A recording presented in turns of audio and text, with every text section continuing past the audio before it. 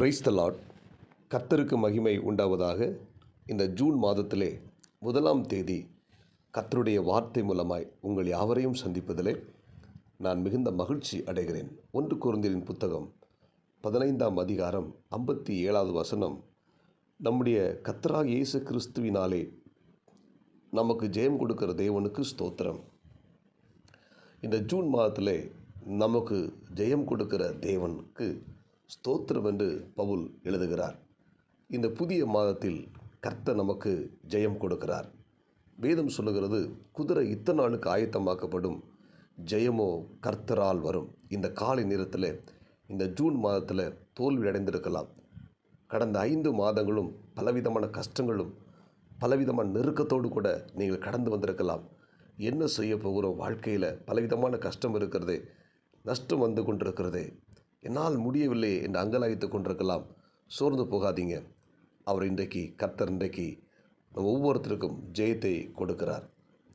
Israel ஜனங்களை பார்த்தீங்கன்னா, சவுலி நாட்களில் கோலியாத் என்கிற ஒரு பெரிய ராட்சசன் எழும்பி நிற்கிறான்.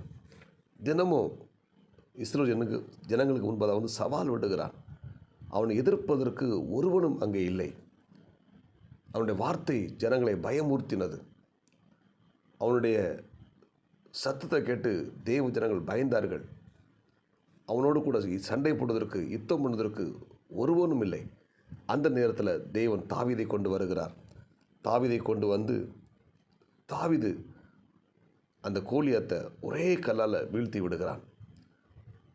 தாவீதுக்குள்ளே இருந்த கர்த்தரின் அபிஷேகம், தேவனுடைய வல்லமை, அந்த சத்துருடைய வல்லமை மேற்கொள்வதற்கு தேவன் கிருபை பாராட்டினார். தாவீது 100% கர்த்தரை நம்பி அந்த கோலியாத்தோடு சண்டை போட்டான். யுத்தம் பண்ண புறப்பட்டு சென்றான். கர்த்தருடைய ஆவியானவர் தாவீதோடு கூட இருந்தபடினால் அந்த கோலியாத்தை வீழ்த்தி ஒரு பெரிய வெற்றியை ஆண்டவர் கொடுத்தார்.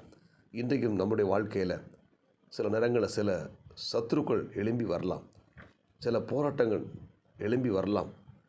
நமக்கு முன்பதாக பெரிய பர்வதத்தை போல சூழ்நிலைகள் இருக்கலாம். ஆனால் நாம் சோர்ந்து போக வேண்டாம்.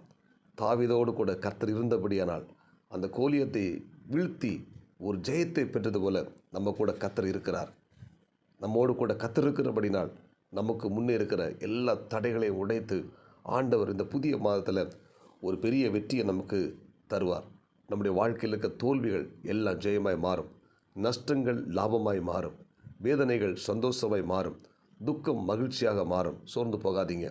இன்னைக்கு கர்த்தர் நம்மோடு கூட இருக்கிறார். அல்லேலூயா. அவர் நமக்கு ஜெயத்தை கொடுக்கிற தேவனாய் இருக்கிறார்.